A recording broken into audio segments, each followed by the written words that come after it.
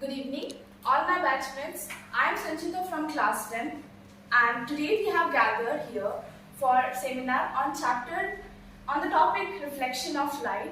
First of all, I would like to tell this video is being recorded by following all the COVID rules. This video is being recorded for seminar of topic reflection of light. Let us start with the topic. When we say reflection of light, basically there are two concepts which we are going to deal here, light and reflection. While we are going to deal with light, we are going to come across many new topics like luminous and non-luminous object, classification of object and much more. Let us first start with the first topic, luminous and non-luminous object. Luminous objects are the objects which possesses light or emits light. For example, sun, stars. It could be even artificial like man-made, which are LEDs and all those objects which are made by man. Non-luminous objects are basically those objects which do not emit the light or else they reflect the light. Coming on to classification of objects, there are basically three types of object: opaque object, transparent object and translucent object.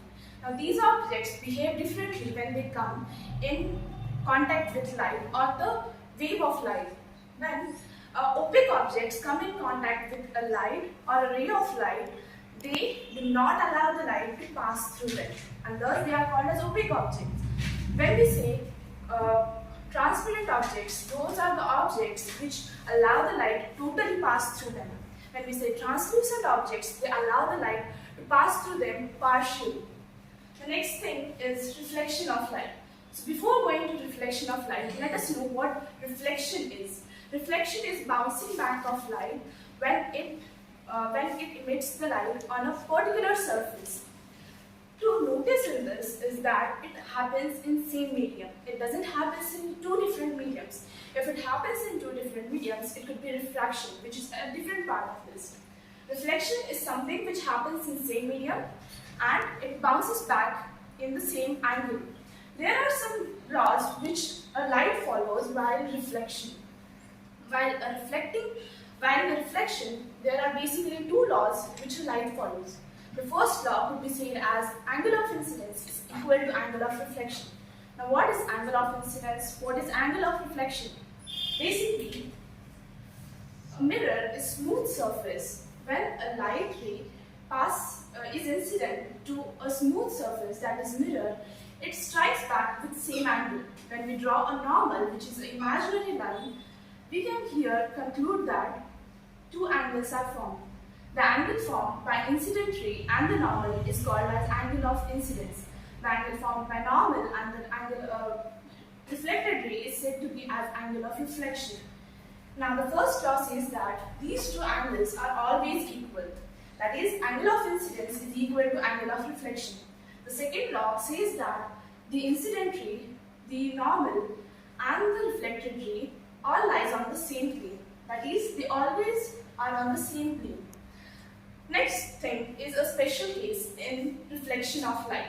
When a light is 90 degree, that is on basically mirror on the normal, it reflects back in same direction. That is, when it is 90 degree, it doesn't goes it goes without deviation.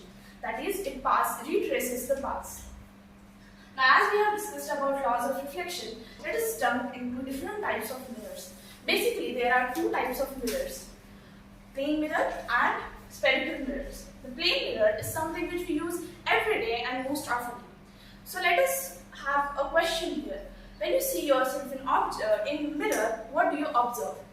There are many things which we can observe basically. When we see ourselves in mirror, we can see the distance of the object, that is ours, is similar to that of the image. So this gives us the first property of mirror, that is, the distance of the object is equal to that of image. The second property which is possessed by a mirror is that the size of the object is equal to the size of image. That is, if you are of some height, maybe 168 centimeters, the image formed might be of 168 centimeters. And this is a logic which we all know. After this, there is one more property which we can tell, lateral inversion. Now this is something which every child likes to play with. We know there are various videos of a cat looking at herself in a mirror and getting scared. Why does this happen? Because of lateral inversion. When we raise our right hand, it may seem to be left hand in the mirror. And this is what lateral inversion in simple words. To define it specifically and scientifically, we can say that if the object is having a the image formed in the mirror is having the left side, while the object is having the right side, it is said to be as lateral inversion. Now these were some properties which were defined, which were possessed by the plane mirror. Next comes the spherical mirror. Now the uses of plane mirror are very common. We use it in everyday life, in our homes, in showrooms, basically where we like to see ourselves because there is good lighting. Spherical mirrors. Spherical mirrors are round in shape. They are basically sphere. Let us have an activity while you understand what spherical mirrors are. You usually play with tennis ball because we can't play with season ball, of course. So let us take that season ball and cut it into two pieces. Now the hollow sphere gets into two pieces, into basically two shapes. One could be in this way and the second could be in this way. The reflecting surface of a mirror, let us take that example of the ball as a mirror. When the mirror is having its reflecting surface inside the mirror, it could be said as concave mirror. That is, the bulged in of the mirror, the bulging in part of the mirror, which reflects the light, is said to be spherical mirror of concave. For convex, it could be the outermost part. Now,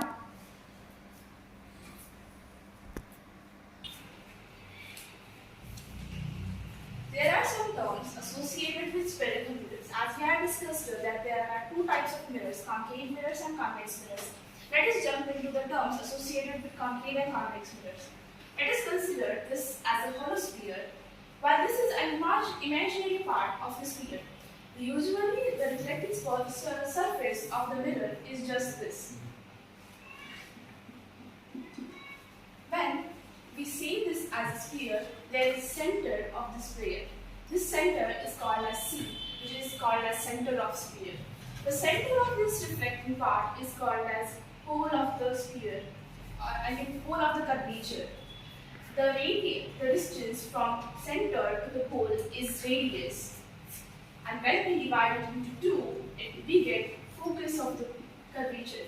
Now these are derived by the scientists, not me. So the focus is basically twice the r, that is twice the radius. Then we say this is an imaginary surface and this is aperture. This is the aperture of the spherical mirror. That is, the diameter of the convex mirror or concave mirror is said to be aperture of the mirror. These were some important terms which you would get into while we are discussing about this topic.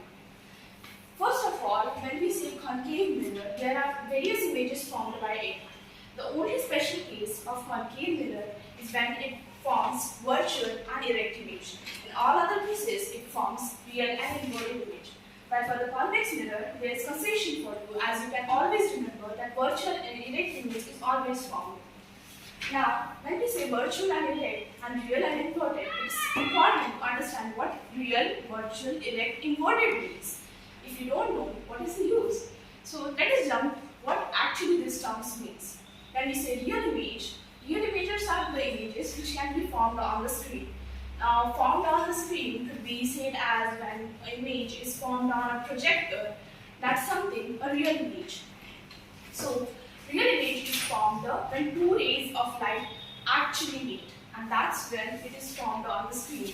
When we say virtual image, which is formed behind the mirror, that is, the ray of light never tend to meet ever. They are just forming virtually behind the mirror. Then comes erect and inverted. Now the erect means how I am standing, that is, in straight position. Inverted would be when I am standing on my head. That would be how it could be defined. So erect image is something, if this pen is in this position and the image is formed in a similar way, it could be said as erect image. When it is formed in this way, it could be said as inverted image. These are some things which we have to remember while we are performing images. There are different images formed by concave mirror and convex mirror too. Now there are sign convection for this. When an image is formed by concave mirror and convex mirror, there is something in common. U, that is the image distance, is always in negative. If you will consider a mirror on an origin, that is a graph, which you must have heard in coordinate geometry, we'll get to know that the object is always placed in front of the mirror, and that's why U is always negative. Image, when it is formed behind the mirror, that is virtual, it is considered to be positive. While when it is formed as real, that is in front of the mirror, it is said to be as negative. Also, when the image is formed erect, it is taken as positive, and when it is formed inverted, it is taken as negative. So these were some basic sign conventions we have to remember. While the image is formed by concave mode, almost all the images formed are real and inverted, and just one special case when virtual and real. All in other case, we get U as negative, V as negative. The image formed is inverted, that's why negative, that is the height of the image, is always negative. While coming to convex mirror, the U is always negative, height of the image is always positive, V, that is the image distance, is also always positive. So these were some sign conventions we have to remember. There are some uses in real life. We of course have a question while learning every chapter of science that where is this science used in? So basically, first thing which we learned in the starting of this chapter is how we see objects.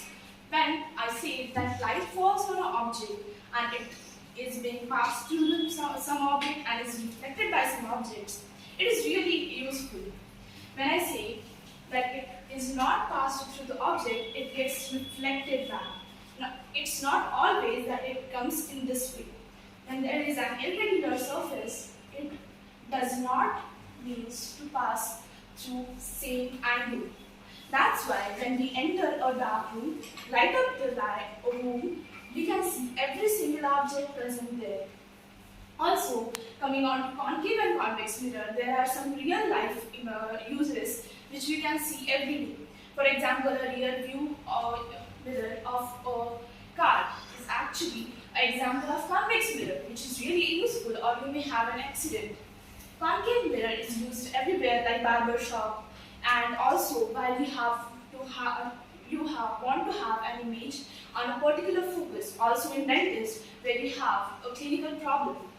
So these are some uses in our daily life while we deal with images, reflection of light.